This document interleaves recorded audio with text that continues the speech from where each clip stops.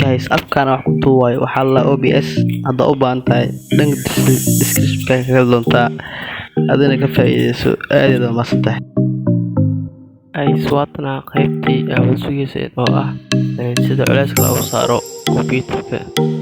meesha waxaa waaye waa ka firdooyin kulliyani haddii meesha geeska ku soo qoro free high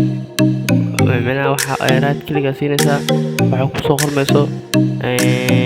endi taski indaska taalisa